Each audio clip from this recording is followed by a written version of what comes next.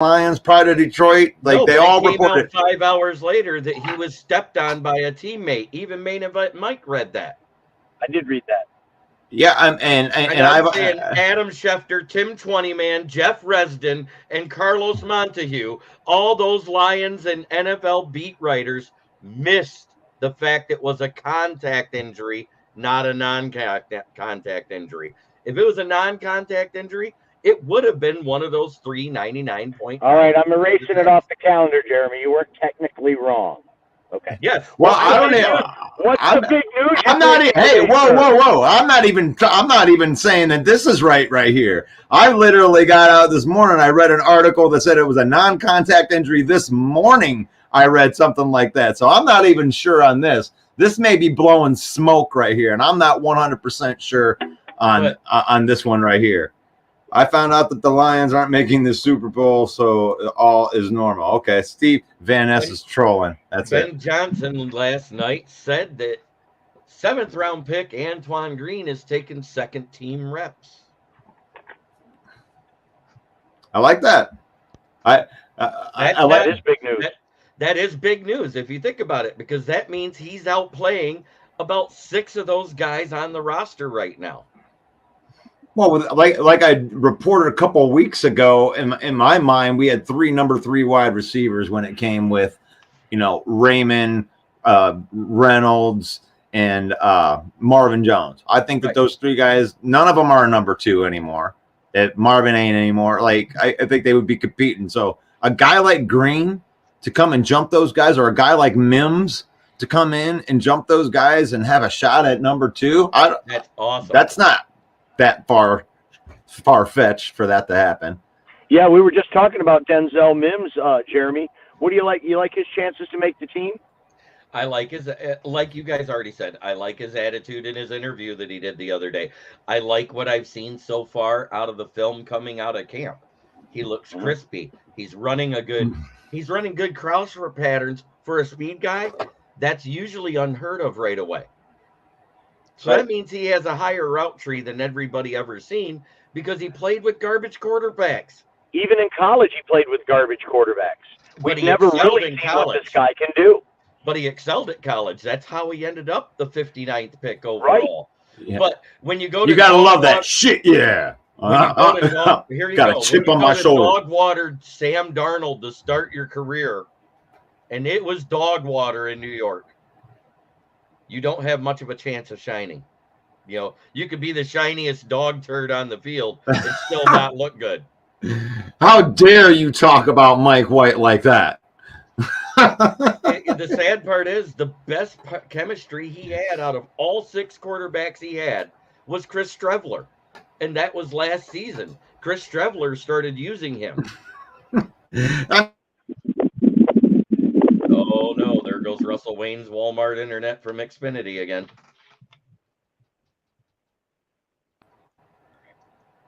Did I cut out? Am I doing that thing again? We can see and hear you fine now, but you did cut out for a second. Okay. If you guys want to have the conversation right there, just for the cutout thing, I don't want to cut out. But I mean, I like the Denzel Mims pick. I like his attitude. I'll just keep it right there, and I'm going to shut my cam off and see if that'll help. Yeah, I just wrote my opinion piece on it, and it's up at the Motor City Tribune under the South Florida Tribune.com. I said this was a win-win situation for both teams. Mims got out, and it cost neither team anything. As a matter of fact, it really cost Detroit nothing. We gave up a 6th round conditional pick and got a 7th round conditional pick back.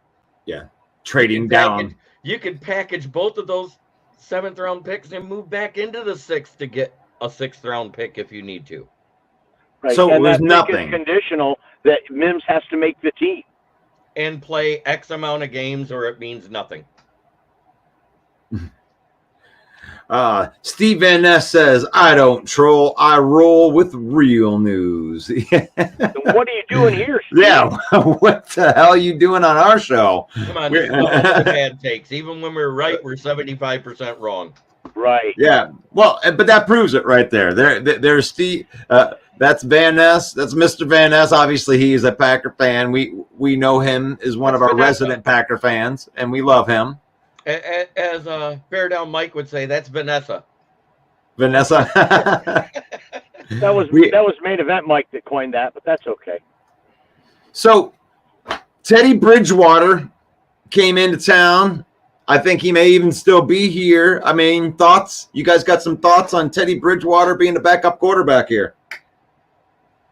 I don't want him here, but it'll probably be good for us.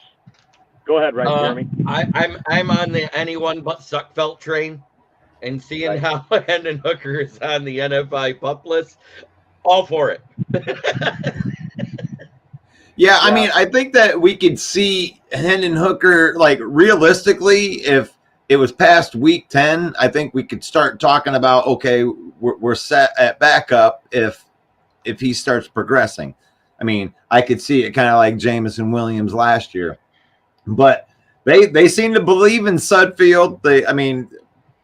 Brad Holmes and Dan Campbell come out, publicly endorse the guy, say you learned the playbook, he's done a great job, and that if Bridgewater was even to come here, that he wouldn't guarantee that Sudfeld wouldn't beat him out for the job. Well, because Bridgewater still has to learn the playbook. And he also has to learn that proper no glare on the surface angle for Goff when he comes back to the bench, which Suckfeld does that perfectly. Hey, you know what? You know, Russ, I flip-flop more than a fish on the dock.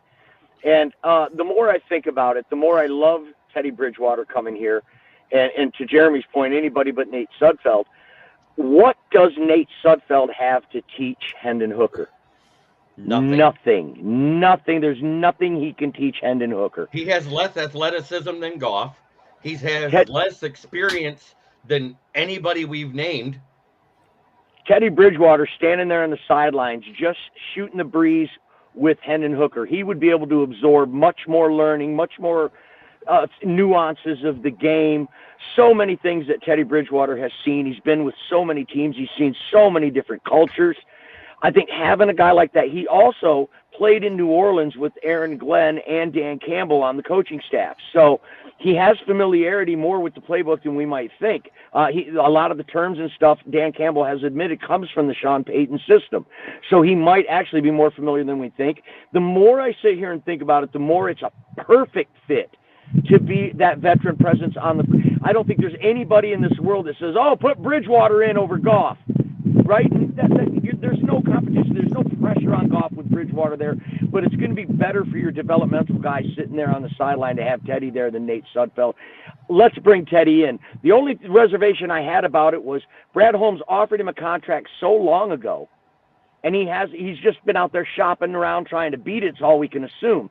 And now he's finally in Detroit. That's the part of me that says, screw you. Yes, and discount it. But what I'm saying is, don't give him the max part of it. Give that low-end contract. You know that Brad Holmes ain't giving them no, like, high-end deal. I know Brad Holmes, he always gives these deals out where you know that he got the better end. Like Chauncey Gardner, Mosley, those deals were like, hey, come on. We're a contending team. Come on in. We ain't got a huge budget for it, but I mean, we could pay you like $6. Huh? What do you think about that? Why do I look so wide? I'm not that wide. I'm telling you. Because you got it on the phone setting. You don't have it. Is that what it is? Is that why it looks like I got big man boobs and shit? I don't have big man boobs. I'm not seeing your man boobs. Like me. Your man boobs aren't coming through on my end. I mean. All right. Just making sure. Oh man, we got some of our 90. Mike, you want to know something? Fields made that because he can run. He didn't make it as a quarterback. Shut up. I love it when you read a comment that I don't have. Yeah. He's just like running the show, and I'm like, okay, I can't even follow you. I'm like, can you bring that up? I wish I could, but I'm not on your stream. Oh God. I was just gonna kind of go in order here. So the Chad says 99% of my fellow Bear fans tell me I don't know anything about football because I question Fields can be a franchise quarterback. You know, Chad, I'm going to say you're one of the smartest Bears fans I've ever heard, because I would question it too if I was a Bears fan. Number one, he hasn't shown he's a legitimate QB yet. All he's shown is a 1 or 2 that read then run quarterback. Until he shows me he can read past the second option, I would not think he was a franchise quarterback. What do you got on that, Mike? He can be. He hasn't shown he can be a franchise quarterback, Chad. So you're absolutely right. I mean, all homerism aside, I already know that my quarterback can be a franchise quarterback because he's led a team to the Super Bowl.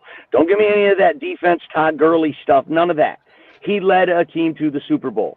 And he led our team to a winning season last year. So I know my quarterback can do it. Your quarterback, however, has not proven that. Now, is the kid dangerous? He's very dangerous. Does he scare me as a Lions fan? You're damn right he does. If this kid becomes what most of those Bear fans think he can be, he could reshape the quarterback position in this league. He could be deadly. But we just haven't seen it yet. We're looking at year 3. If it doesn't pan out this year, I think they're all going to have to realize that the experiment has failed. And Chad, if they don't see that, I don't know what to tell you to tell them. There's plenty of room left on the bandwagon over here in Detroit. Ooh, calls that out. Tear Down Mike says, I'm taking receipts, Jeremy. Go right ahead. I'm giving an opinion. It's going to be right or it's going to be wrong. There is no in between. Hey, and there's nothing wrong. If you're a Bear fan, and I'm turning my camera on for a minute, I hope that you guys can actually see me. Yes. But if you're a Bear fan, you have every right to be optimistic, because here's the thing. He doesn't really need to be a great passer in order to be effective with how he can run. He just needs to prove that he can pass a little bit. Now, when it comes to trusting him to go to the future, well, he hasn't been a very good passer up until this point, and it ain't just been because he ain't a pocket passer. If they try to make him a pocket passer, they will fail. They need to play to his strengths, and that's on coaching. So his ability that comes out is going to come down to whether they can coach some plays to get around his skill set. But Russ, unless they make him a pocket passer, he's going to have a short career. I mean, he's not a pocket passer. They need to get him outside the pocket. Is Lamar Jackson a pocket passer? No. Yes, he is. No, he's not. Lamar Jackson absolutely is a pocket passer. He can be a pocket passer, but he's a running quarterback into pocket passing. Justin Fields, if he can fit that mold, he might stick around. If he can show that he can throw from the pocket, then maybe he can stick around. But if they keep him as a running quarterbacks do not last. What I'm saying is that designing plays that get him outside of the pocket where he can take advantage of the skill positions that he has. Cole Kmet is a good outside the pocket, dump it off. DJ Moore's a good dump it off. They need to design stuff that gets him outside. He's not a pocket passer, but he does need to develop. He does have to be able to throw the ball from the pocket without being a pocket passer, but he does have to prove that he can do that a little bit. He doesn't have to do it all the time. Get him outside the pocket, put him in the run options, get the 230-pound running back build. So I do think he can take a more of a beating than your average quarterback that comes into this league. And that was proven last year. He's the only running quarterback that wasn't injured all year last year. The only one. Name any other running quarterback, and they all got hurt, even Jalen Hurts. We're about ready to lose Lions fans here. CR Mayo says enough with the Bears. Okay. We have Bear fans in the gallery. So and let's face it, they're the Bears. They deserve pity. Jean, she says Belichick took away the run in the Super Bowl and Goff couldn't do shit and lost. And that's where you're wrong, because if it wasn't for 3 drops, 2 in the end zone and 1 on the way to the end zone, the Rams won that Super Bowl 24-10. You know, there's reasons why. There was more than just Goff that was the problem in that game.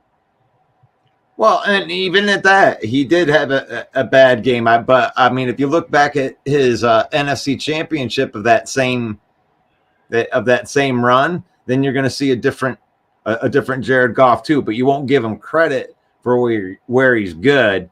Everybody always wants to cherry pick the stats of whatever the belief is, right? You don't believe that Jared Goff is a franchise quarterback, Sarah. And you know what? That's okay. That's okay. You can believe that. You can cherry pick that one game. But you can also go in and say, this guy throws for 4,000 yards like it ain't nothing. He's always throwing for more touchdowns. We'll just try to guess what he was going to say. That means Cousins is just as bad of a franchise quarterback as Goff because he can't even win a fucking playoff game. He couldn't even beat it. He couldn't even beat a team. He couldn't even beat a team that the Lions beat last year in the playoffs. You know, Lions beat the Giants in regular season, and the Giants tore you guys a new ball. Well, Sarah, I appreciate the comment. And I think there's some validity to your point. But if you do go back and watch that Super Bowl of the Rams versus the Patriots, Brandon Cooks dropped a touchdown pass right in the end zone, like Jeremy said. And there was another one they dropped on the way to the end zone. So Goff was effective in that game. And leading up to that game in the playoffs, Goff was spot on.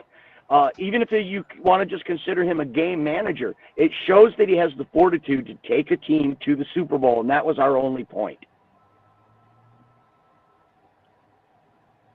Appreciate it. Right. You're back, Russ. Yeah, I was here, but you're frozen now, and I heard everything that you said, but you've been frozen the entire time. Is that the same thing for you, Jeremy? Yeah. He was frozen, but you heard everything that he said. Yes. Oh, it was a fantastic take. It was a fantastic take right there. And I just get mad at people saying that Goff isn't a franchise QB. That it's not directed directly at you. It's just when you say stuff like that. Well, it comes from the cherry picking thing. You want frozen, and I'm the only one moving. The Packers signed new wide receiver Cody Crest, Harvard. Oh, he's a fast guy. He runs a 4.35 40. Can he play wide receiver? Yeah, he says he's a wide receiver. Prove to me he can catch from an NFL QB first, and I'll believe it, because I haven't seen a Harvard wide receiver do good in the NFL yet. So let me do my best main event Mike impression right here. So the Packers signed a wide receiver that nobody knows that's really, really fast. Woo. All right.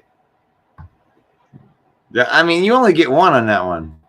He will. Okay, enough with the Bears. Okay, I know that we start losing fan base here when we start talking about the Bears. This is ridiculous. This is ridiculous. Or the Packers. Man, I mean, the Lions have a chance to go to the Super Bowl this year, and I've never been able to say that before in franchise history. Really, I kind of tooted that horn a little bit in 2014 when they brought in Tate and Bush, and we had the defense, and I thought it could happen that year. But other than that, in 30 years, we haven't had much hope here. There's not been much hopium. You know, we ran all the hopium dealers out of town, and they became SOL fans.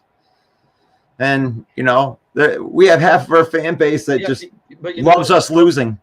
those of us that have remained faithful and always hoped that the Lions could win, and with Vegas even saying that this is our best year since 1993, we bought into the hopium. We've got our bongs filled with it. we got a couple new dealers in there. Sarah says, "Why are you mad? Goff, Cousins, Carter are the same." Yeah, actually, I'm mad because they are the same, and they're all underappreciated, good pocket quarterbacks that have always played well for their teams. But when they play well, you give credit to other places, and when they don't play well, you put all the blame on them. That's what those guys have in common. I'm going to challenge Bear Down Mike here. How many wins in the playoffs does Cousins have? And how many wins in the playoff does Goff have? I guarantee you it's 4 times as many for Goff as it is for Cousins. So we got some golf love, and we got a divided. We divided. Is Goff a good quarterback? That's a great. I mean, stake your claim right now. Would you take Goff right now on your team? I mean, is he a good franchise quarterback, or would you be looking to run him out of town at the first chance? Because everything else is good. Goff is just the beneficiary of all of the talent around him.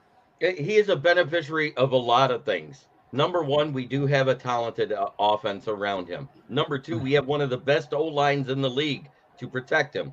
Good. Number three, Ben Johnson developed plays with Goff last offseason for him to be better than he was with Anthony Lynn. And I'm sorry, I could be OC, and Goff would have been better last year than he was or his first year with Anthony Lynn. Oh, is this the one that you were talking about right there, Barrett? Goff is a solid quarterback, but give edge to Cousins because he makes playoffs. Like, let's see, he's been in the league 6 years, and he made the playoffs 3 times, and he has a 4-3 record in the playoffs.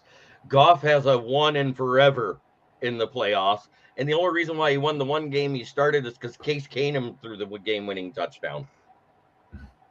Well, I mean, Goff has proven that he can play well in the playoffs. Actually, the year he was traded, he won a playoff game, and he bailed out Sean McVay to win his playoff game again. And he doesn't get credit.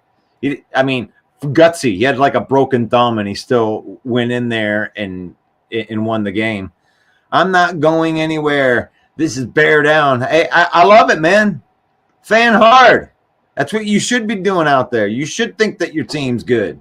I know my team's good. I know that the Lions are going to be not going to be an easy win for anybody. Here's the thing. If you get a win against the Detroit Lions this year, you're going to leave with you walk over and then you limp back. Yeah. Yeah. I ain't no easy win. No, that's the second time I've heard bear down, and I've heard 2 gunshots. Oh, wait, I live in Flint area. All right. I'm putting shouts out right here. You know, you have hope. CR, thank you for the comment. Thank you, Joshua, for a Go Pack Go. Love the show, guys. I love that we have a show that's at least engaging enough that we can have all the fan bases coming in here. Thank you, Steven. I know that we give you a hard time, you give us a hard time, but I do appreciate you watching. Isaiah, if we don't start hot, it will be rough. I actually want to hit that with you a little bit. Yeah, I agree to an extent. Hold on 1 second. Let's see if we can't get him plugged in here. Hello. Okay, that might be better. So now we got main event Mike in the phone session part. Are you there, Mike? Okay. All right. We have this thing working. I don't hear him. You don't hear Mike? No. Did it not connect? Okay. Jeremy can't hear. Then keep going here. Check. Go, say some stuff, Mike. Say some. No. Nothing.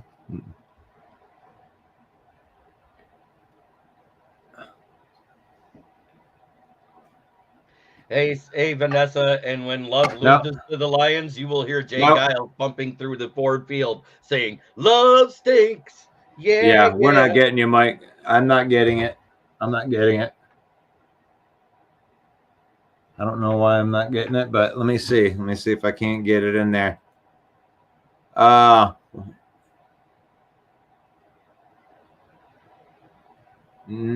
and can you guys hear? No, go. Say some more. Go ahead.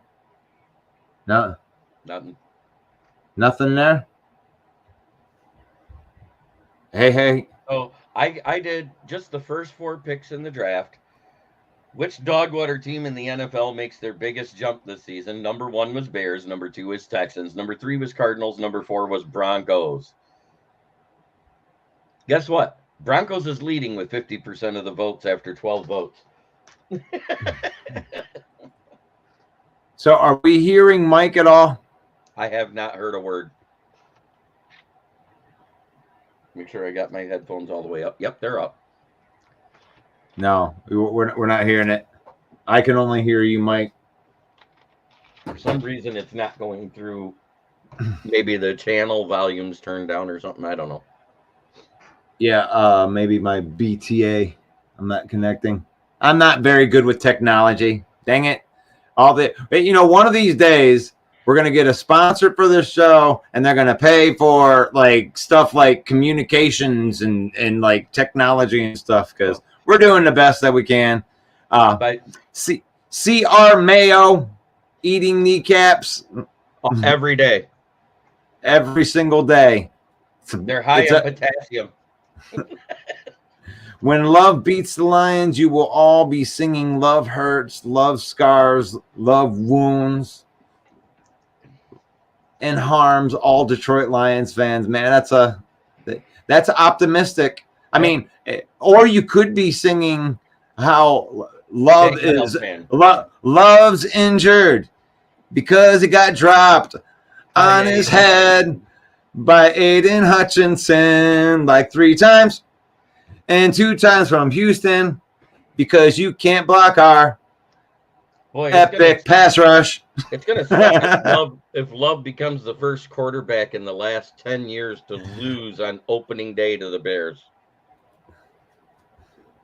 The Bears? Yeah. I think you are going to lose to the Packers in week 1. I do believe that. But I do believe... I think it'd be funny if Love loses to the Bears for week 1. He could. He might lose to the Bears. All of a sudden, when he walks out at home in week 2, you're going to hear, "Love stinks." Yeah. Well, that you just used his joke that he said against us, right? Yeah, exactly. Bear Down Mike says Justin Fields will tame the Lions, crush the Vikings. Wow, man. Justin Fields does not do well against the Lions. Our pass rush ate you guys alive last year. And I don't think that you made enough adjustments, because we got better on the defensive line too.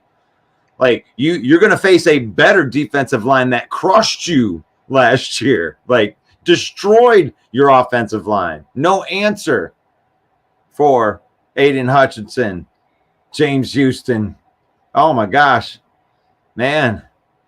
Justin Fields needs to prove that he can throw a football.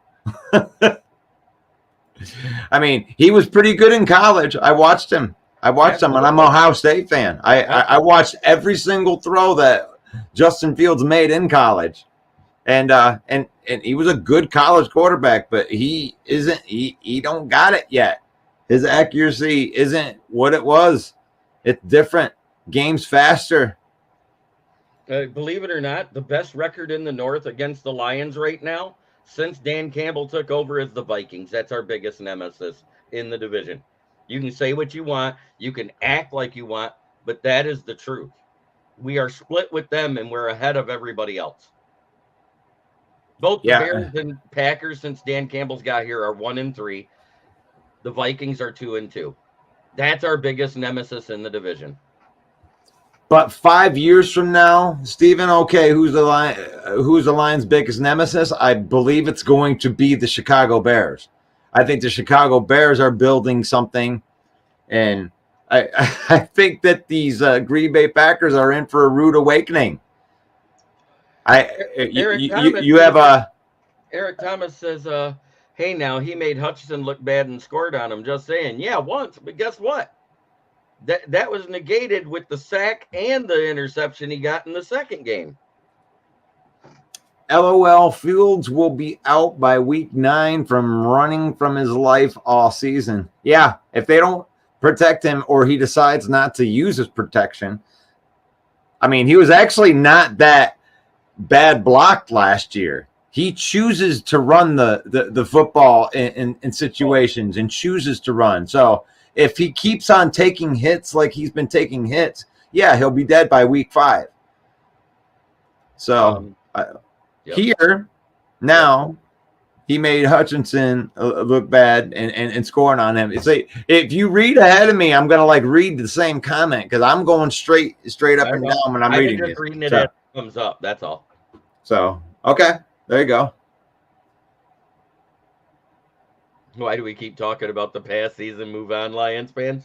Because there hasn't been a season started yet. That's all we got, Bear Down Mike. At least we don't talk about 1985. I mean, come on, guy. We're talking about the most relevant season, which is this past season. We don't have games to talk about yet. We have training camp stuff to talk about. We love what's going on in our training camp. Our guys are starting out this year a year ahead of where they were last year. You know, all of the stuff that they learned throughout the year, now they get to add little nuances going through, you know, second year into a Ben Johnson offense. You don't think that we're excited about that? You don't think that the Lions players should be excited that, you know, they're building an offense around speed, 4-3 speed. And if you're a tight end, you're still running, 4-5. 4-5. I mean, these guys all break tackles, and they're protecting Jared Goff. Oh, Goff's going to be, he's going to be on. No, he won't be on his ass because they're going to be getting rid of the ball quickly, getting into playmakers' hands. And nobody wants to see Goff outside the pocket. Here comes Goff running for his life. No, baby hands. We don't want you fumbling the ball. We're going to protect you.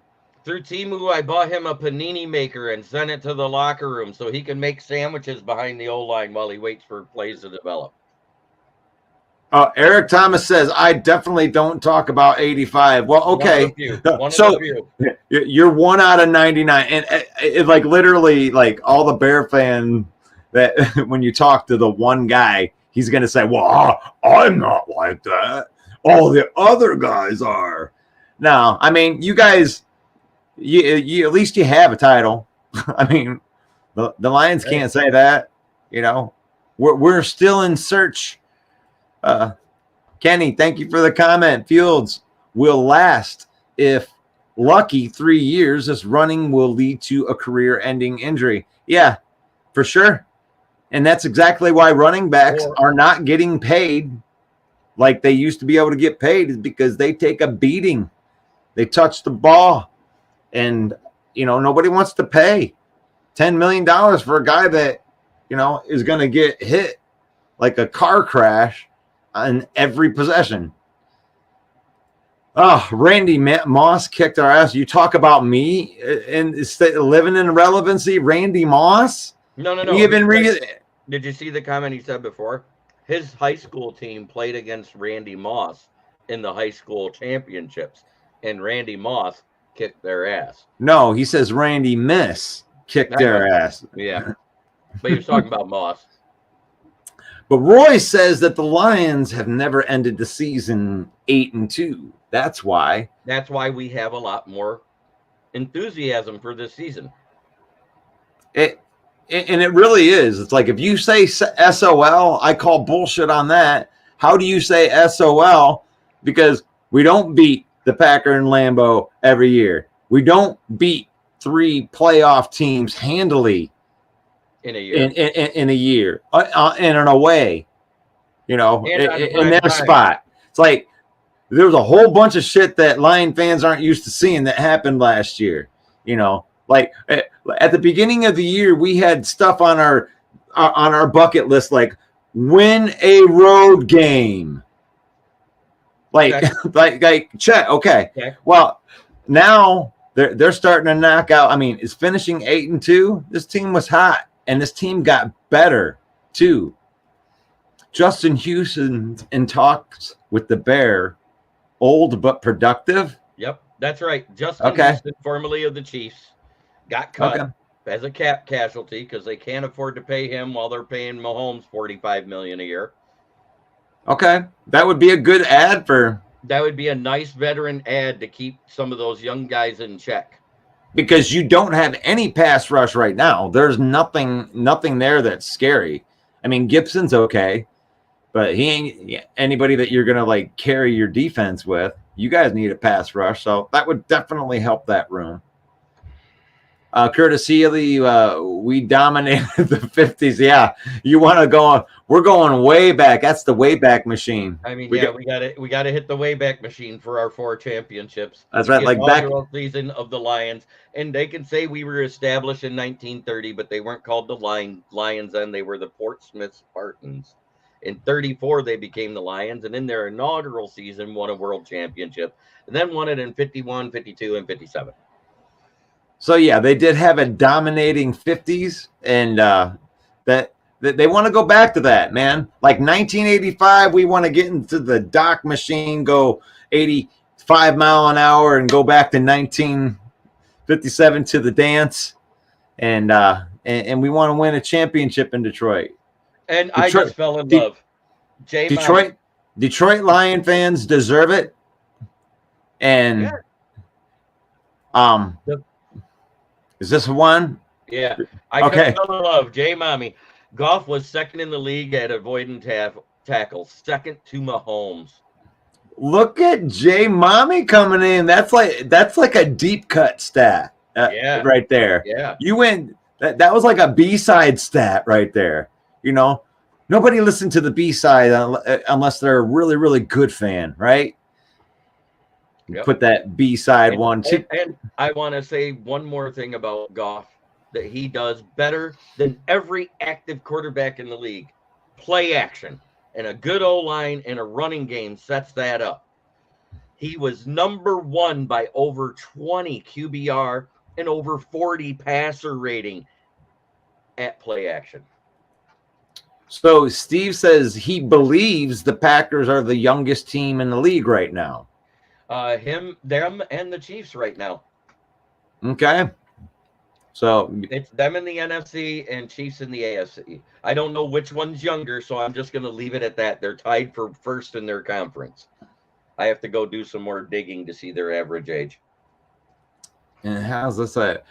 Roy says that headed into week 18 last year, every NFC team was aware of the Lions and didn't want to see them in the playoffs, and they're only gotten better in the offseason. Yeah, that is why the Kool-Aid is flowing. You know, that the Lions defensively last year in the secondary were ranked 32nd in the league, and we actually had a good pass rush, but we couldn't cover anybody on the back end, and we had a complete overhaul. We were number 1 in pressures, but number 19th in sacks last season. So and that's adding in the 1-6 start too. So the Lions going into this season with a completely overhauled secondary with the pieces that they added in Sutton, Mosley, and CJ, GJ is that's significant. That is a significant overhaul, and I do expect a significant improvement on the Lions defense this year. Rob says that the Roaring 20s are coming back to Detroit. I love it. 2020s. You got it. There we go. Perfect. The Roaring 2020s. Yeah.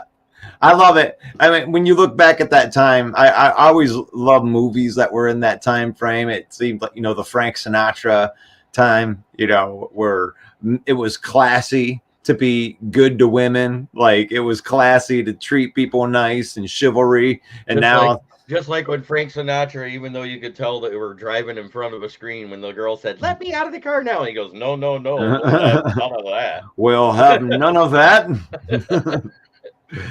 Oh, Curtis says that what year in the 70s did we lose by a score to the 49ers in the playoffs with 4 turnovers? 1985-86 season. That was when Eddie Murray missed the field goal to win the game. Gotcha.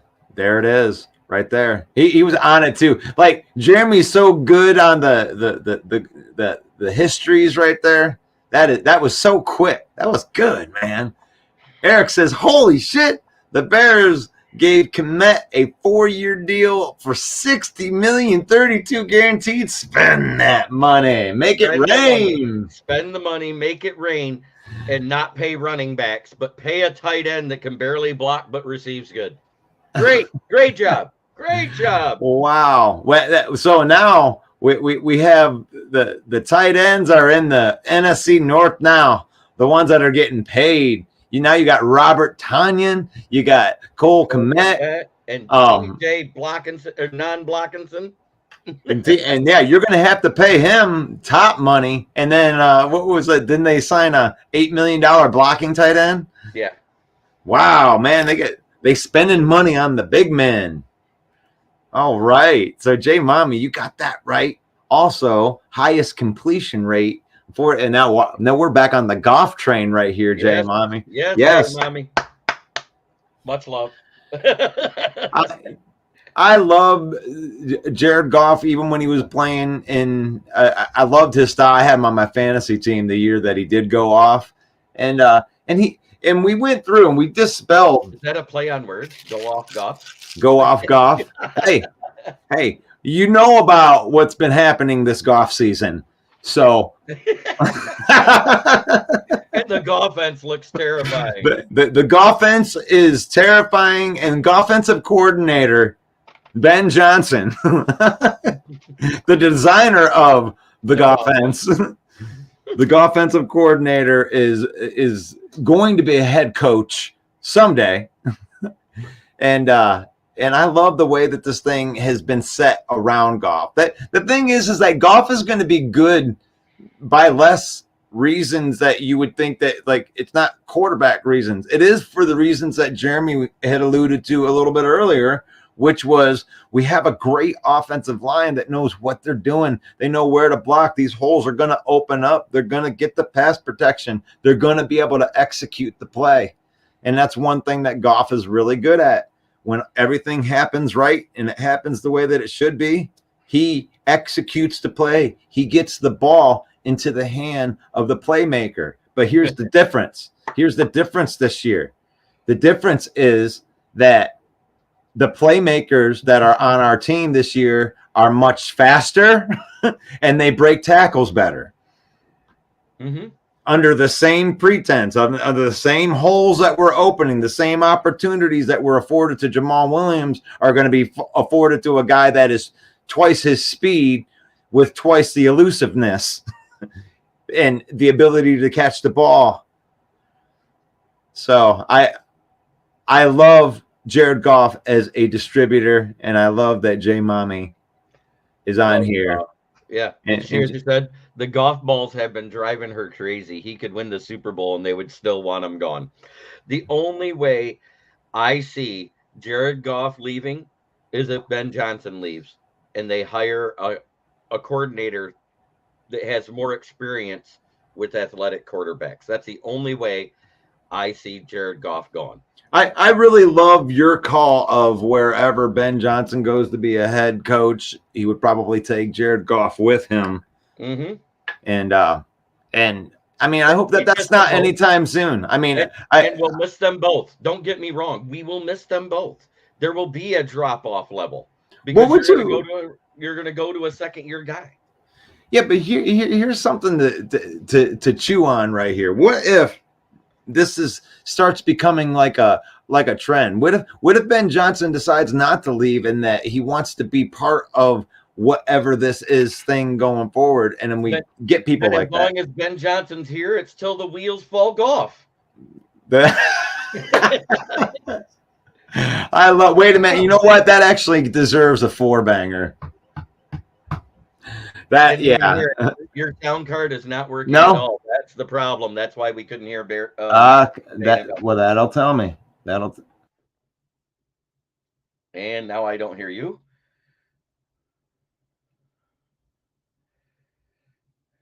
Because I heard you pressing the buttons, but I didn't hear the button go off. Say something, Russ. All right. You're barely there, so you got to turn your volume up, but you're back in now. Speak. Let me hear you. Nothing. You were better off before. Okay. Vanessa, I agree with Steve Vanessa here. He says we all should go to Buffalo Wild Wings and hang out and have some wings and watch football. I'm all for that. Yeah, especially if they pay for it. Hey, I can hear you almost. That's amazing. Now, is that Now, can you hear me a lot better? There it is. Now I'm starting to hear you better. You're almost to my level. Just go up a little bit more. Okay. There it is. You're good. Boom, boom, boom, boom. All right. Yeah. So, how about this? Frankly, my dear, I don't give a damn. Yeah, that's exactly what Frank Sinatra said to that woman that was getting out. And Okay, that, no, so you no, heard we'll the- have none of that. So give me Okay. the four banger again, because now we can hear it.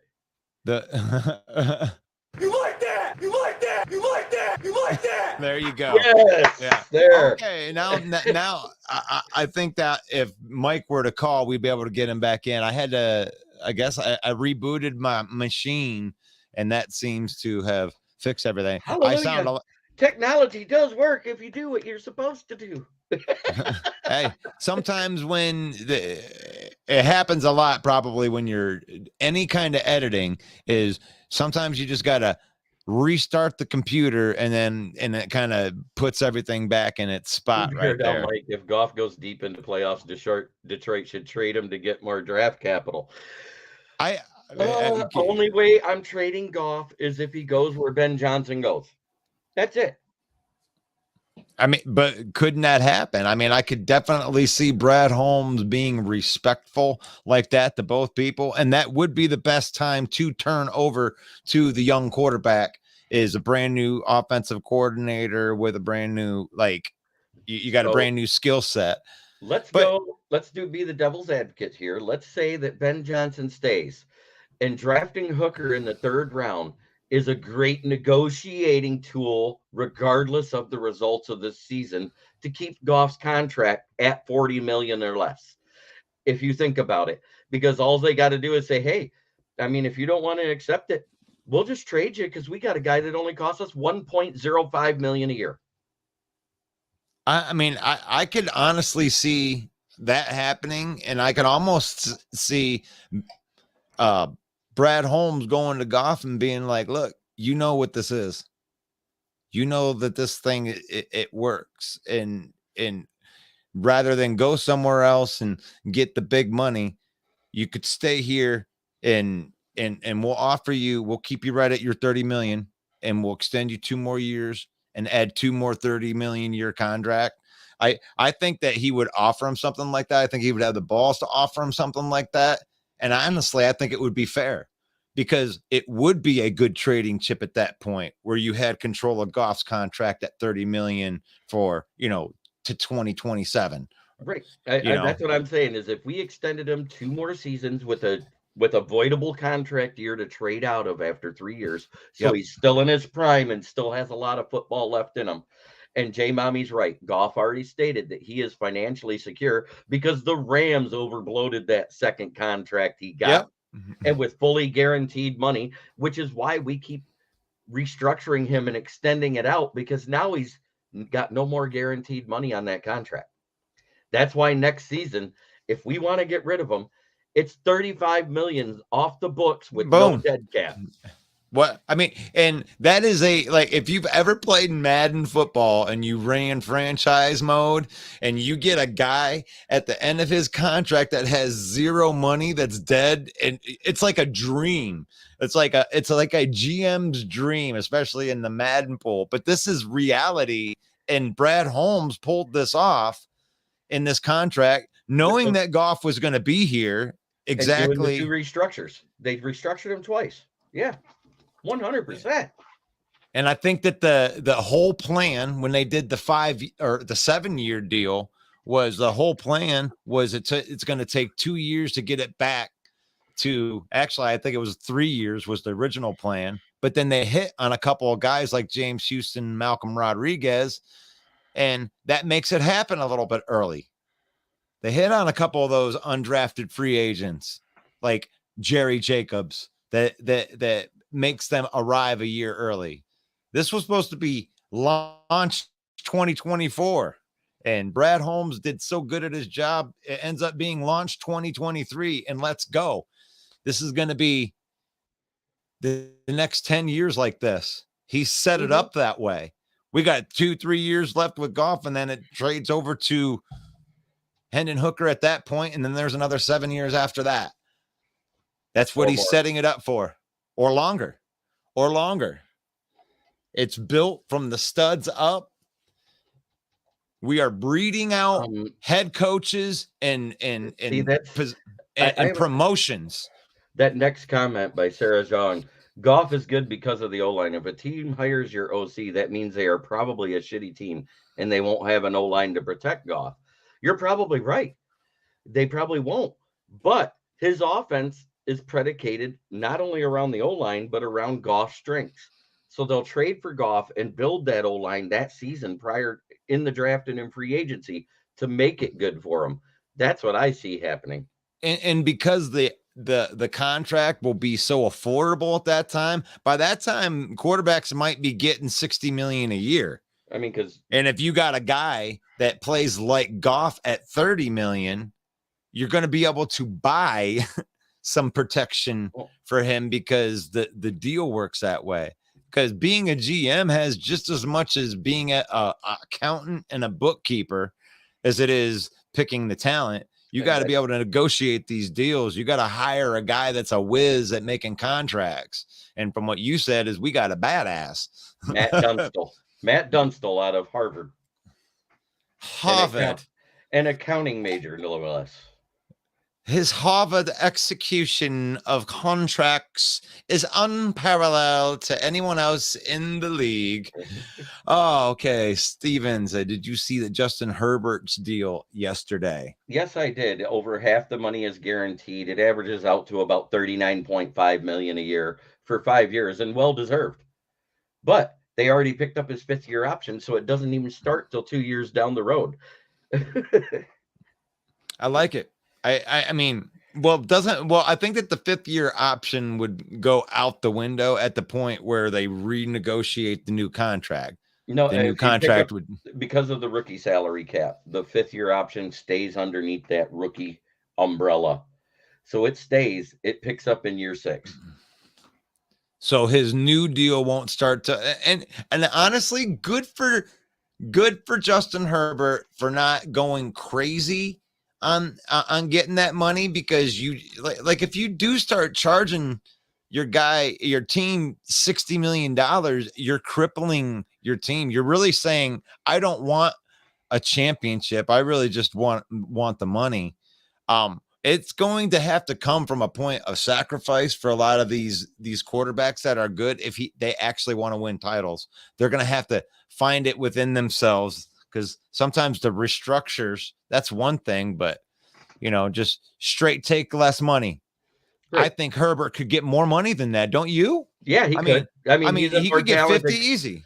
He could have got 50 because he's more talented as a quarterback than Kyler Murray, Deshaun Watson, or Lamar Jackson.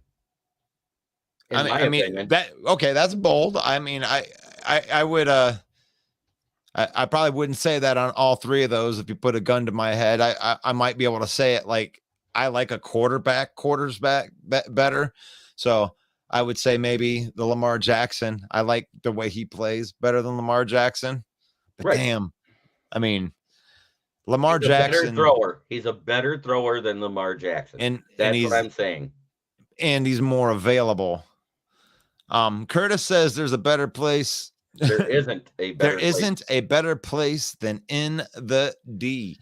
And all the girls on 6 Mile say the same thing, because they can finally buy a jersey. They're happy to have the name on the back of it. Oh my gosh. You like that?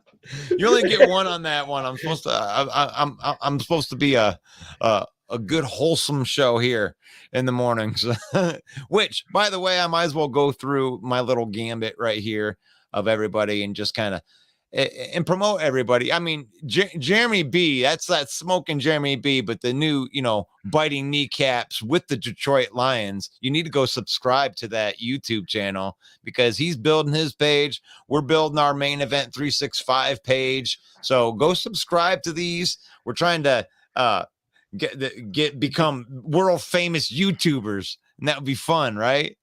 Well, Andrew Merklinger asks a good question here. It says, how many good years do you see Hooker having? Because he's already close to his prime.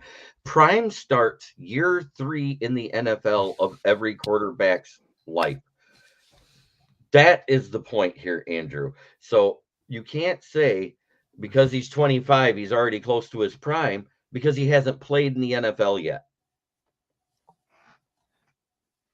All right. So phone sessions every day, 11 a.m. Oh man, got me. You got me out of my mode here for a second. Sorry. So NFC North, the huddle, the roast post of the week, NFC North open mic every single Monday at 7 p.m. Eastern time. That would be 6 p.m. In the Central time. We're broadcasting live right here in the Detroit Lions news. Thank you, Joe Chap. Detroit Lions Villain Squad. That is our page. Give us a like, give us a follow. Please share this content, man. This is how we get these avid football fans on July 26th in here talking some football right there. Bear fans, Mike the Bear fan, Hollis Hall report, and Bill the Packer fan. If you're a Packer fan, yeah, we don't like Bill the Packer fan, but he is the main event's resident Packer fan, and we love him as a person. We just think he has an awful choice in football teams, but that's okay. Because that's why we're here. Home of the bad takes. Bear Down Mike asked a question about Jordan Love, about them giving half a season. Yeah, because they didn't pick up his 5th-year option. They already paid him for next year, but it's next to nothing in dead cap. So them giving him a half a season before an extension. I'm looking for if golf goes on. Okay, which Bear Down Mike? About the Jordan Love question. He had a question about Love. Talk a little bit. Okay, there we go. That was on awesome. So talks of the Packers giving Jordan Love half the season before they make a decision. What does that tell you? That tells me that they don't trust him yet, and they want to see what they got before they do anything long-term with him. And it's actually very smart. Yeah, and I gave Gutekunst some props for the way that he handled the end of the Aaron Rodgers negotiations. I still think he messed up by not trading him last year and going it, but he made the most out of what he had. And then this deal, I praised him for this deal because it's less than what he would have had to pay for the 5th-year option. When you looked at the extension part, he was only giving away $13.5 million in guarantees when it came down to it instead of $20 million. So it was a pretty savvy move by the Green Bay GM right there, but that does prove exactly what Jeremy B was alluding to right there, is that your administration doesn't even trust your quarterback. But yet you guys out here running your mouths like he could be the 3rd Hall of Fame quarterback. Your franchise doesn't believe it. Yeah, but you guys are still drinking that green Kool-Aid no matter what. Maybe we're drinking some blue Kool-Aid because our team got a lot better. But you're drinking some green Kool-Aid based off of really nothing. So you're reading something else. You're moving on me. Joe Burrow's deal will be now bigger. Yeah, Joe Burrow's about ready to they're going to have to back the truck up. Yeah, they're about ready to lose a lot of players on the Cincinnati Bengals for how much money Joe Burrow will get paid. And Sarah says, but I thought he was the next Hall of Fame quarterback. and that's what they think. And there's a chance that he could be that. But the moves that they're making GM-wise and organization-wise says that they don't believe that themselves. He gets half the season. If they really believed it, they would have given him an extension right now at the lowest that they could for 4 or 5 years, if they really believed that. Andrew says, how many good years do you see Hooker having, because he's already close to his prime? And that's what I gave that answer that took you out of your mode. Let me see if I can answer this right. How many years do I see Hooker's having? Because we're talking right now. They just traded Aaron Rodgers, who's 40 years old, to the Jets for like a 1st-round draft pick. So quarterbacks age a little bit differently now, for one, because the rules protect them a lot more than quarterbacks of old. So, and he just turned 25 years old, right? That's the knock on him, and he's already kind of there. I don't know. He's going into his prime. I mean, if he starts playing next year, the year after that, 27, 28, I'll take 5 years right there. Yeah, 'cause 28, he doesn't even 31. turn 26 till January. Everybody's freaking out over semantics. And that's the thing is like guys, they can play till they're like 35 years old. I mean, he can play 3 years and not even start playing for 3 years and then sign a 7-year contract that takes him to, Kirk Cousins' age. Kirk Cousins is playing at a high level. He's in his mid 30s. It's not He's running almost back. 40. What's that? He's almost 40 compared to Goff. So, I mean, the thing about the age, Hooker being too old, that's nonsense. Come on, guys. I mean, he's almost 4 years younger than Goff. Goff turns 29. He turns 26. I mean, there's 2.5 years between their ages. And here's the thing. If he doesn't play for 2 years, he'll be going on 27 years old when he starts playing. And I'll take the prime version of somebody for 5 years at 27. I'll take it. Easy. Done deal. There's no worries. If he's good, he's good. And See? I think, and Sarah, Stephen S. is addressing Sarah anyways. Packer fans are going to come for Packers and GM's head. If love is bad. That's why he's Ron Jeremy. Yeah, because I said that thing about Hooker, Here's the thing. I care less when a rookie gets into the NFL. It takes 3 years before they hit their prime, regardless. He said, damn, that's a 2-liter dude. Man, come on. Stop getting all personal. That's like low blow stuff. Come on. Sarah, Packer fans are going to come for Packers GM's head. If love is bad. Okay. And Rodgers wins a Super Bowl in New York City. I mean, I don't know. We just dealt with that as Lions fans. They traded Stafford. Everybody thought it was the worst thing in the world when they won a Super Bowl. But now when you look at the two teams, I mean, there's no doubt in my mind that Matt Stafford would rather be on this team than that team. Unless he's I'm telling you, during that 2021 draft, when he saw Penei Sewell and Amon-Ra St. Brown come to the Lions, he turned his TV off, threw the remote at it, and said, "Those motherfuckers." Yeah, I mean, it's definitely they definitely put all of their chips in to do that, and a lot like what the Minnesota Vikings did last year, by throwing a second and third round pick for a tight end. You guys were trying to put yourself over the edge to win a Super Bowl, and I commend you for that. But now you got to pay the piper. Now you have to, you have to sell off good talent. And you can sit there and justify it, Minnesota Viking fan. You can justify, hey, this guy, he was too much. Oh, he wasn't playing good at the end of his career. I'm sure that all of those great players that played well for you for many years all sucked ass, and you're better off without them. All of them. Kendricks, better off without him. Peterson, better off without him. It's like, come on, you guys have to deal. That's what this is. This is cap hell. That's what you're in. That's why you had to sell off all of your players. And the whole cycle will be complete once you sell off Kirk Cousins and get your rookie quarterback in there on the rookie deal so you can afford to pay your $40 million a year wide receiver. All right. No.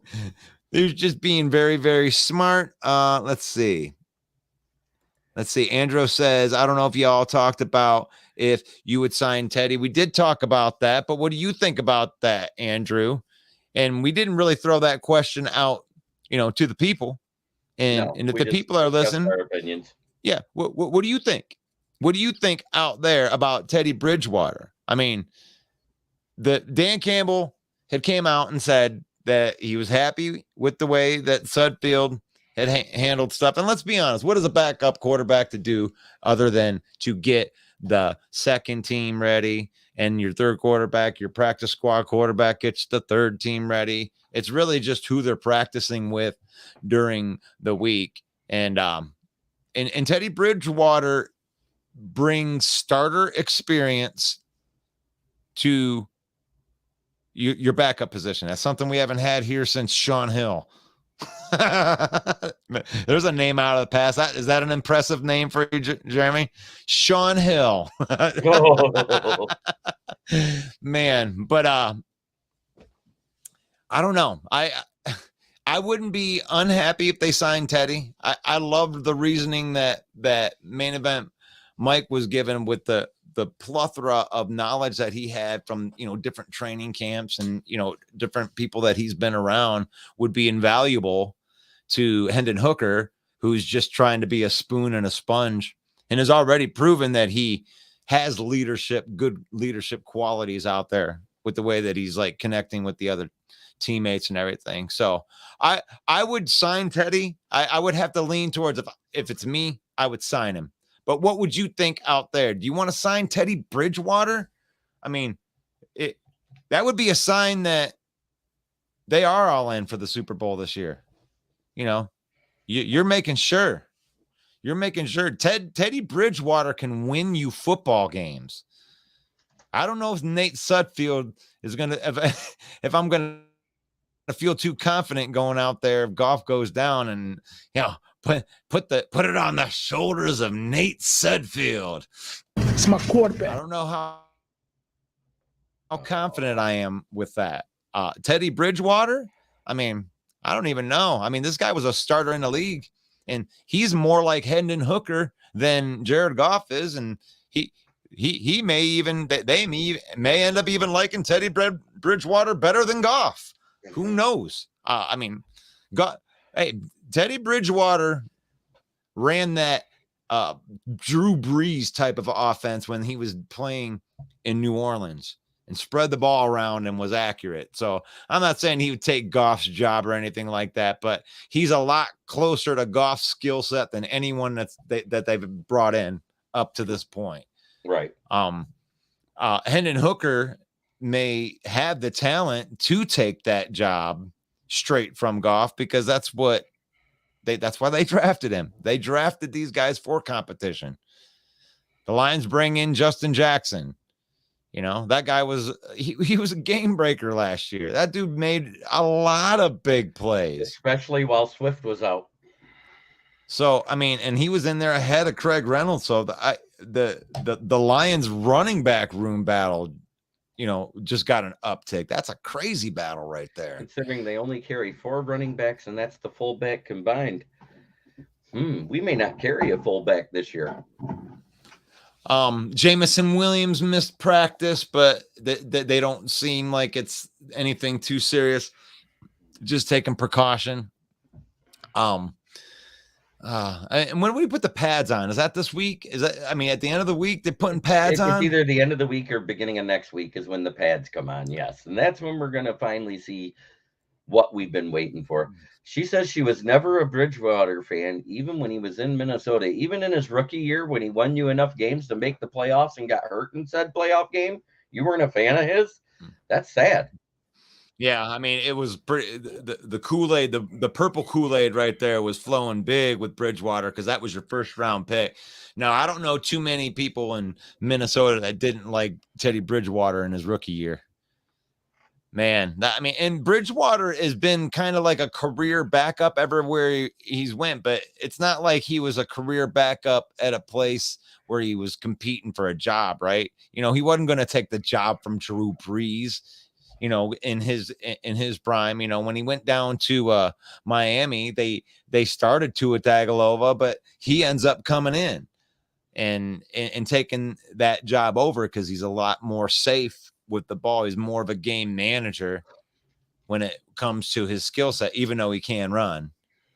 So I've been a bit kind of a halfway Bridgewater fan, kind of following him through, going from place to place.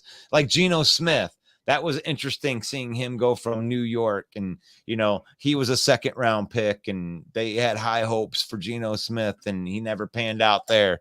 And to see these guys pan out like 5-10 years later after being in 5 or 6 different training camps and learning how the NFL operates, you never know.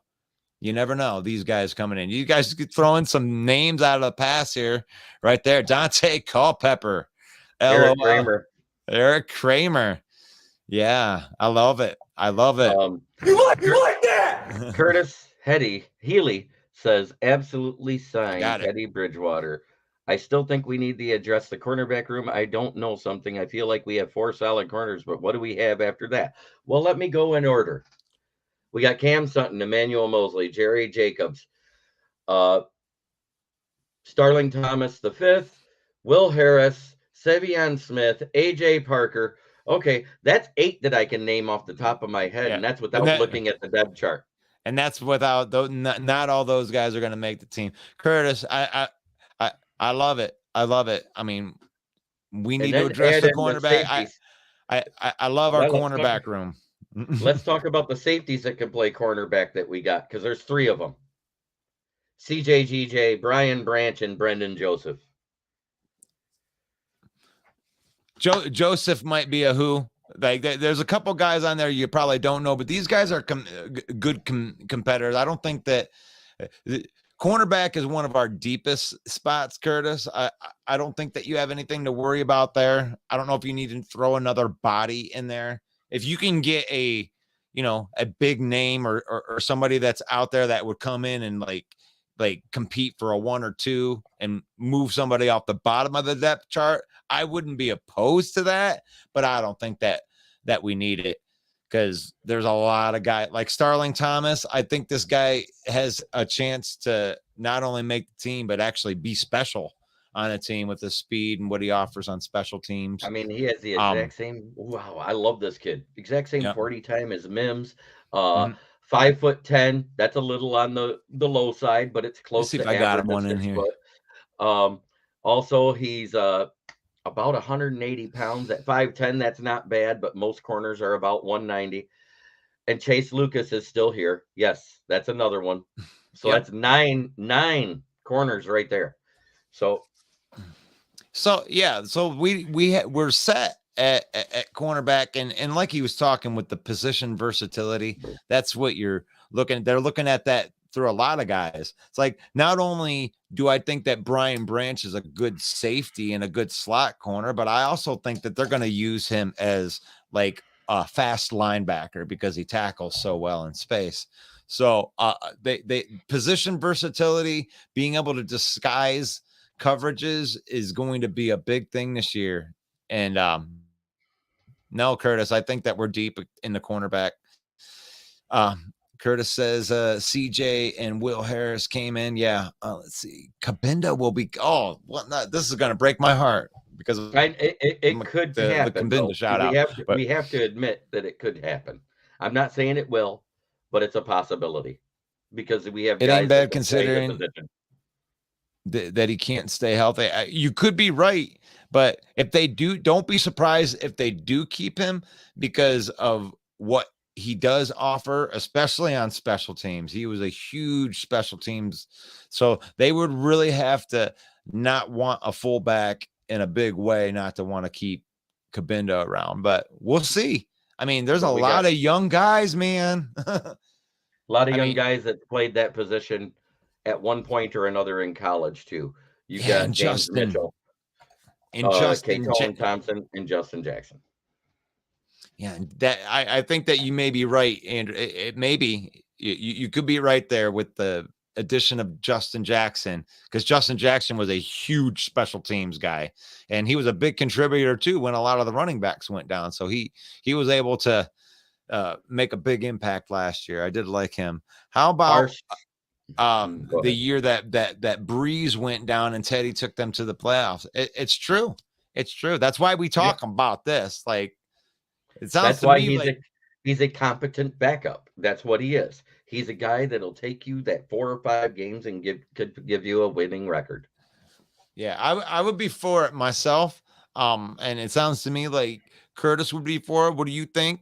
I mean, Teddy Bridgewater was in Allen Park, and we may need a back. There's no doubt that he would compete against Nate Sutfield for that backup job. So I don't see a problem in it.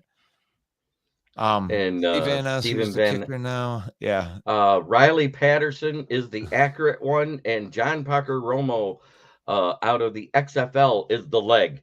He has the accuracy of Malik Willis, but he has a leg that can hit from 60 yards.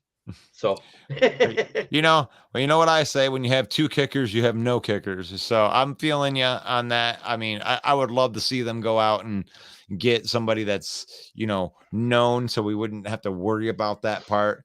Let's see. Stephen King says, I remember.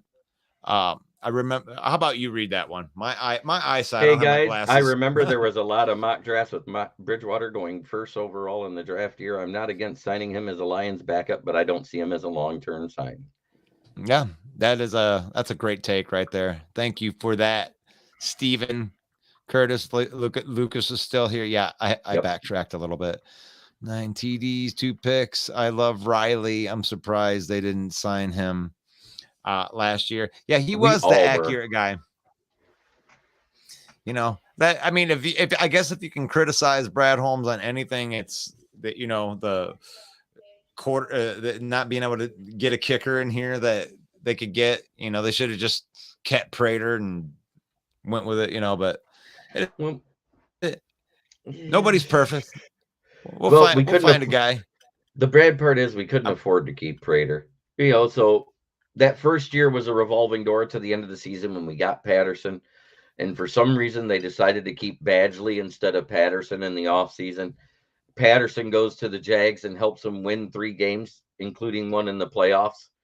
So that's why we made the trade for him, because if you let him go to the waiver wire, we're 18th in the waiver wire. Yep. Commanders are before us. They would have took him. Yeah, and 100%. That's kind of the exact same thing that happened with Mims too. They were about ready to release him, and we're like, "Hey, look, we'll let you move up into the 6th round, and we'll go ahead and take that. If you don't go and make that go to waiver, we'll take him." And I'm excited that there's something that after I watched that interview with Mims, man, that made me excited. There's something about his swagger. And when they asked him if he had a chip on his shoulder, it was like, shit, yeah, I do. And he didn't say it, but he didn't say these words. But when he said shit, yeah, what I saw was, man, didn't you see Zach Wilson not throwing me the ball? Didn't you see Mike White not throwing me the ball? Didn't you see all these guys that can't throw? My God, I'm so happy to be with a quarterback that throws 70% of his balls accurate. And then he may actually be able to use that 4.3 speed here. They're going to be able to get him the ball in space.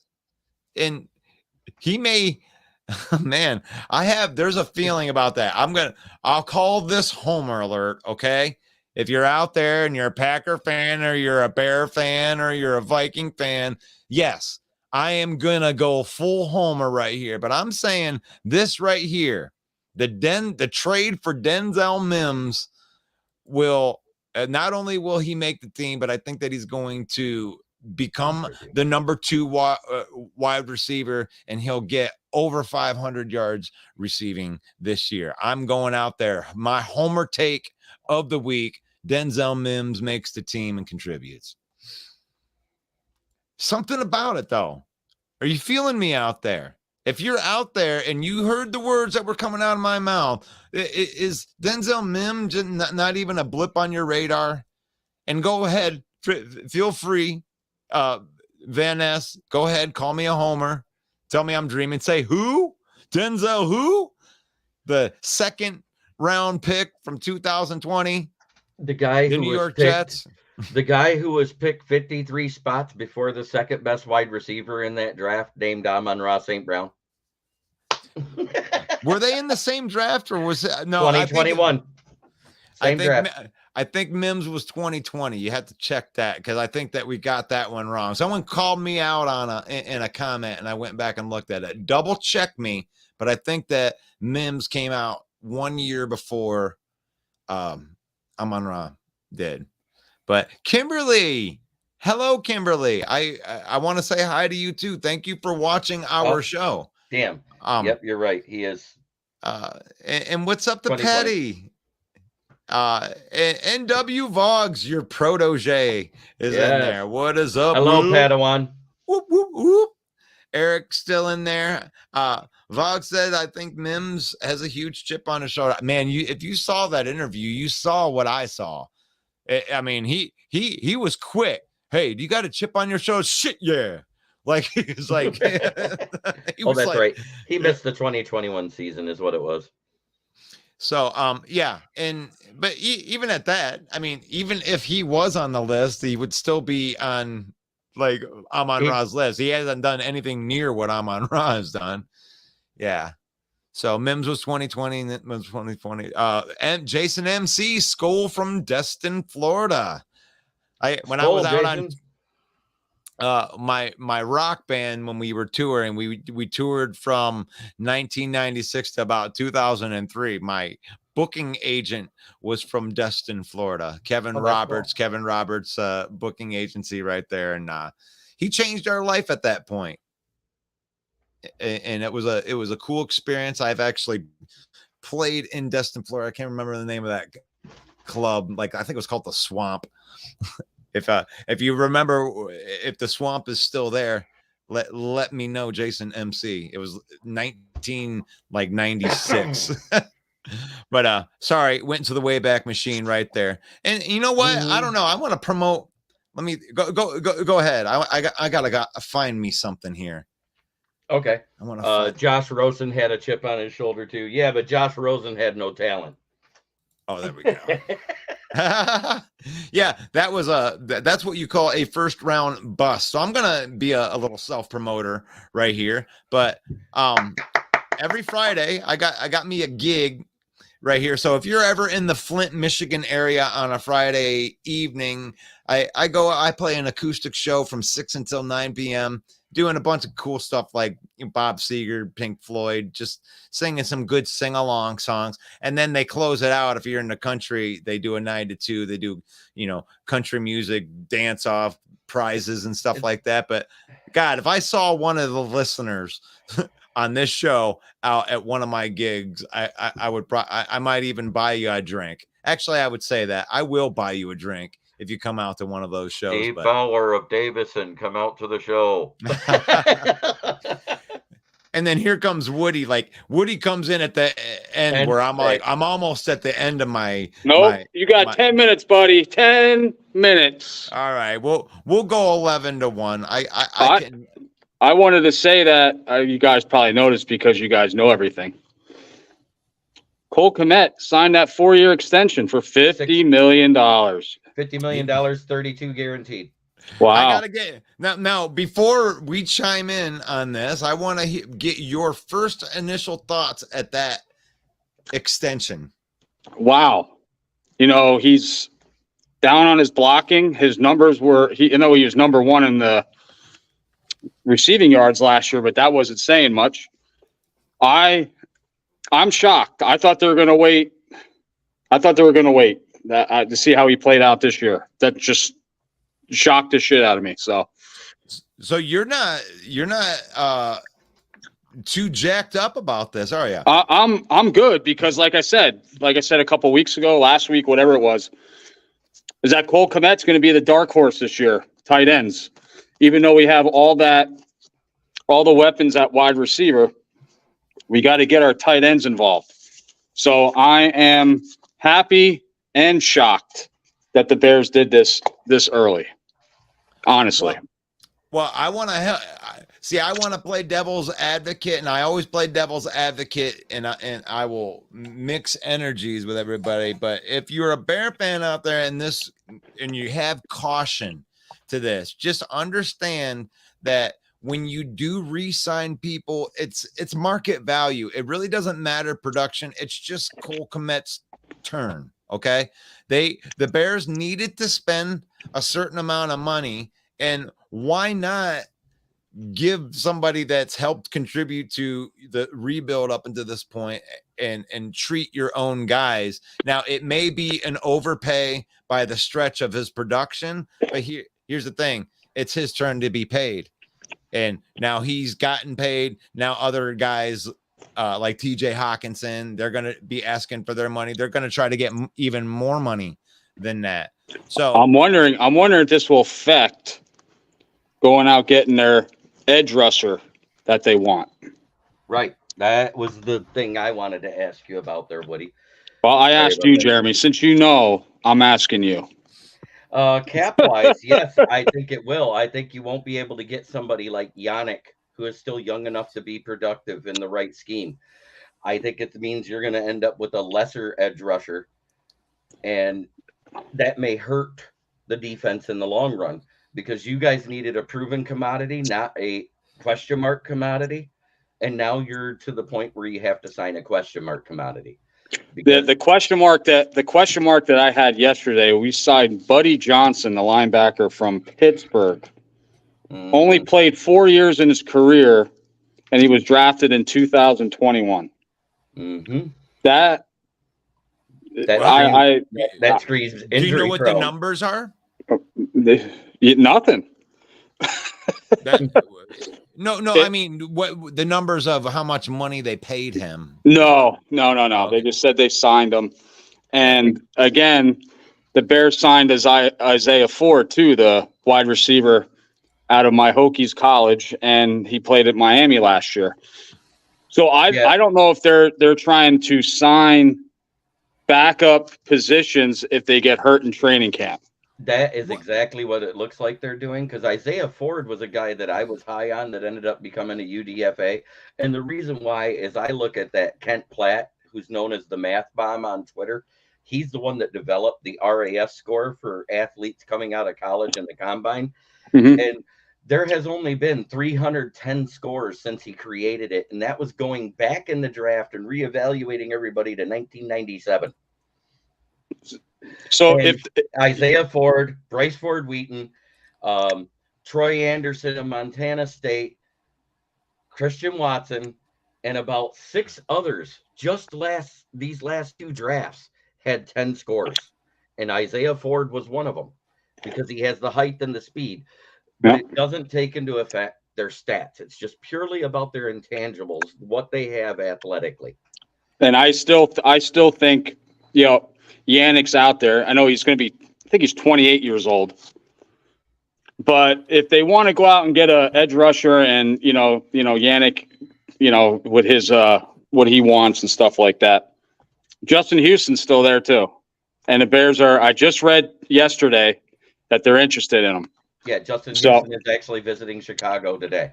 Yeah. So let me ask you this though, Woody. Like, if let's say you don't sign a edge rusher, who on your team that maybe the audience might not know about might actually surprise and actually become a pretty good pass rusher? I mean, Gibson had a good not last year, but the year before, when he was with Robert Quinn, he had I thought he was going to take the defensive edge rusher line over.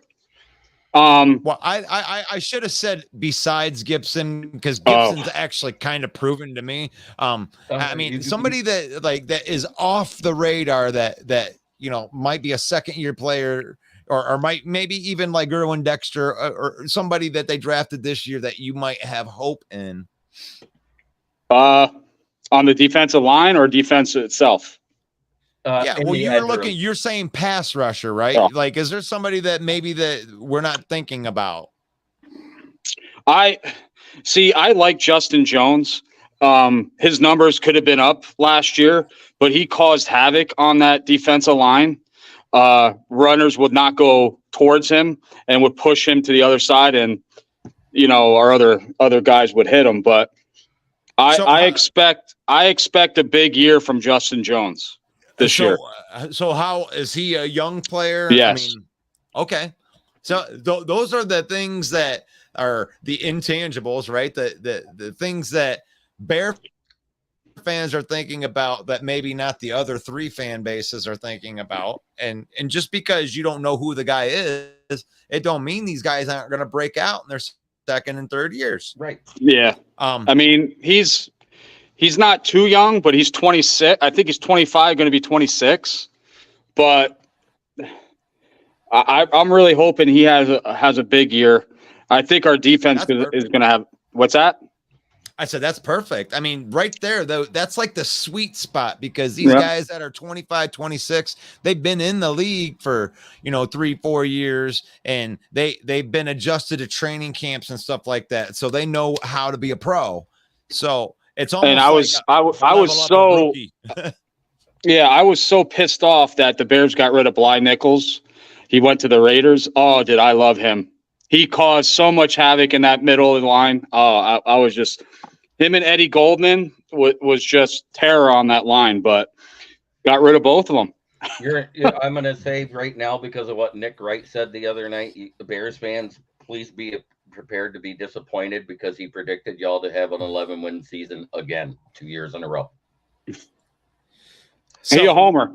Be a homer. I know there are homer fans on every fan base. Like London says right here, says Chicago is way overhyped by some of the fan base. Like there are some people, like there's a piece of the fan base that are in the belief of where Woody is, where it's more of a realistic approach. Like Woody can look at this as a 7-8 win team. That would be a good improvement. Yep.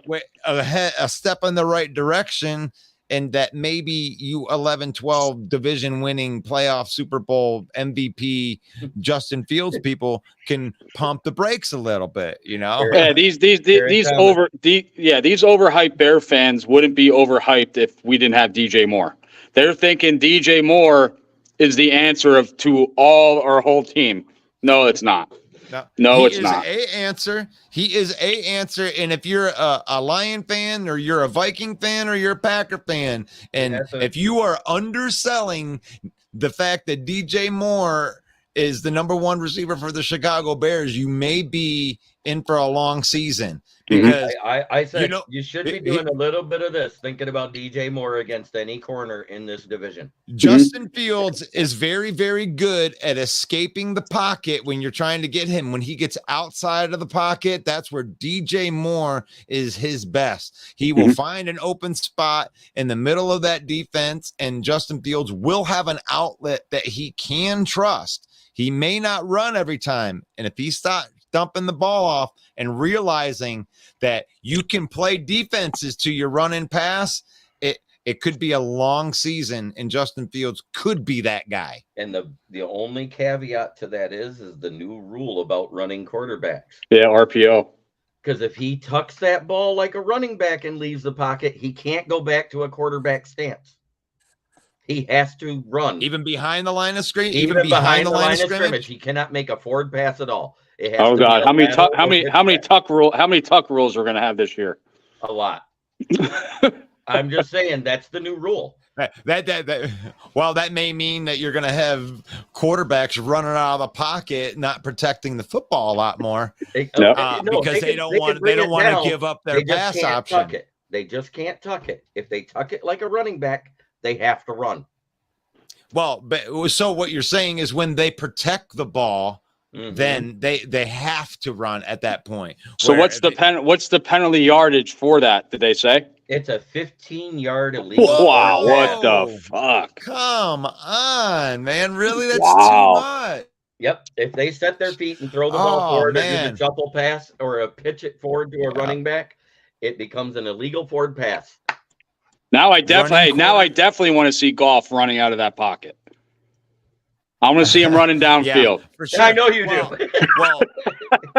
Well, hopefully Goff just makes the decision and doesn't do much with that. But what I really want to be able to see, this is going to create a lot more turnovers because you're going to see a lot of the quarterbacks running out of the pocket with the ball unprotected. To where people can come from behind and, swat the ball out of their hands. Yes. Like I was just going to say, there's going to be a lot of quarterback fumbles this year by that defensive edge rusher or interior lineman going behind, running behind a quarterback. And if he's like this, they're going to swipe it right out. And it's, wow, 15 yards. Holy shit. Mhm. Albert Tucker, I didn't know that rule. That's a crap rule. I hope that you're right on that one. We're trusting Jeremy B from the biting kneecaps with Detroit Lion on that information right there. And Right. so, I'm yeah, saying if so they tuck it to protect it, you can run with two hands on the ball like a quarterback and to protect it. You know what I'm saying? Mhm. So you get your feet set. So that's how they're going to have to protect that ball from now on if they're doing a rollout type of pass. now I did see a YouTube video where a guy was like explaining those one handoffs where the quarterback would stand and then the running back would run in front of them and they would hand it. You're not going to be allowed to hand the ball forward like that anymore. It's got to go behind you. Yes, That's like an all- RPO, because that's part of like an that- RPO. That's Right. all part So- of that rule. Wow. Yeah, and there's a lot of teams that ran play action out of that deal because you couldn't tell, if they were, handing the ball off because their body was in between it. So with them Is there a new rule? Is there a new rule in the NFL too about kickoffs that you can down it in the 5-yard line No, within the 5? the new rule on kickoff is if they call a fair catch anywhere behind the 25-yard line, just on kickoffs, not punts. Let me clarify. If they call a fair catch, it automatically comes out to the 25. Holy mackerel, man! Yeah. Well, that's college, right? That Yeah, is an absolutely. adopted college rule right there. And they And brought you know it what? into the NFL. Yeah. They've been trying to eliminate that kickoff because most of the injuries were happening on that because it's you pretty much got Ted guys running at full speed at a dude and they're running full speed trying to get through and the collisions would be crazy.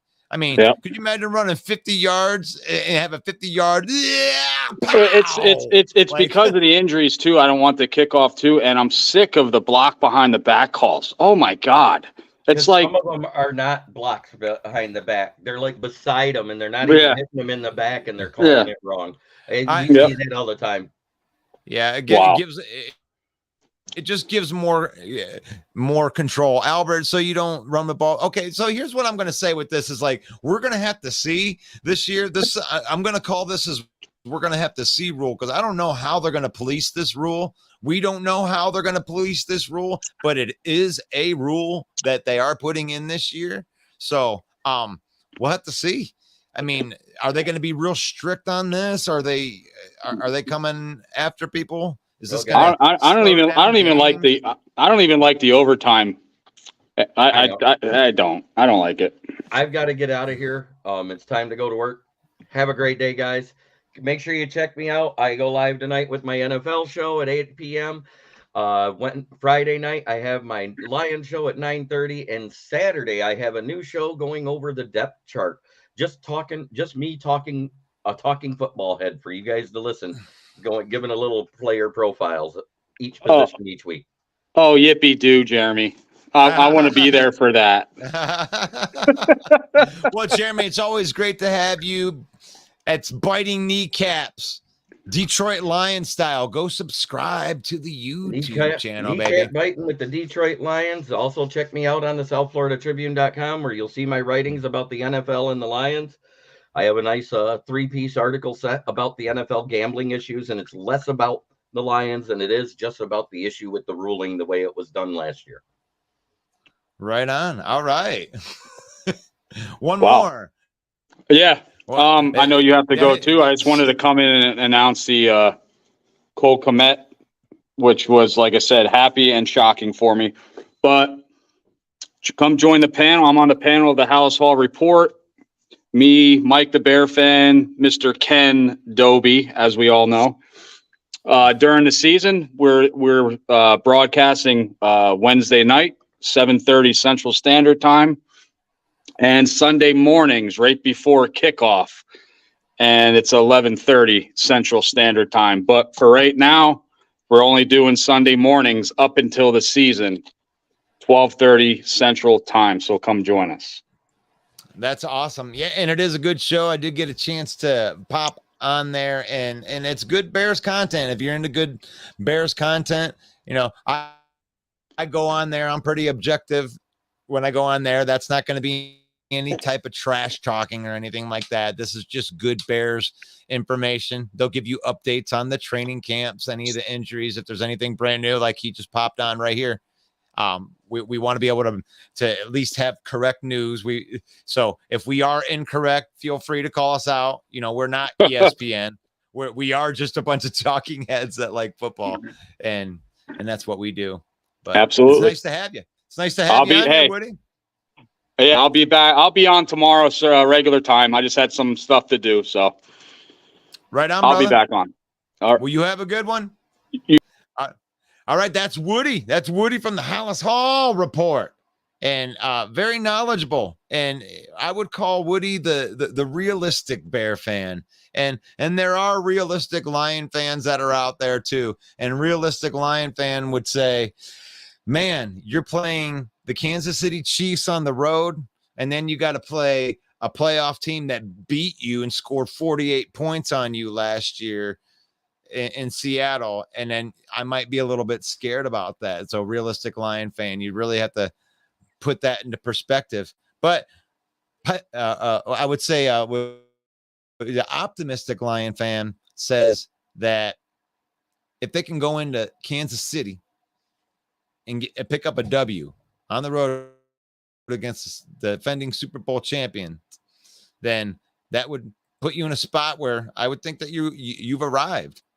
You've arrived there. And but I appreciate everybody for listening. I appreciate everybody for being on. I mean, this is avid football fan. You have to be an avid football fan if you're listening to me talk right now, because it is July 26th.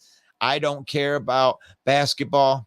I don't care about baseball or any. I mean, I may look and see what the Tigers, where they're at in the standings or something like that, but I ain't going to spend any time talking about it, because we talk football here. Football 365 days a year. I got to say thank you to Bill the Packer fan, Mike the Bear fan, you know, every Viking fan that comes on here, the Detroit Lion News for allowing us to broadcast into their spot. We do this every day, 11 a.m. Eastern time. We're in here running our mouths about football, giving you some training camp updates and whatnot. But my name is Russell Wayne. This has been NFC North Football Talk with Russell Wayne. God bless each and every one of you. Thank you for listening. Thank you for making us one of your listens every single day about football. We'll see you guys tomorrow. Peace and love. One pride.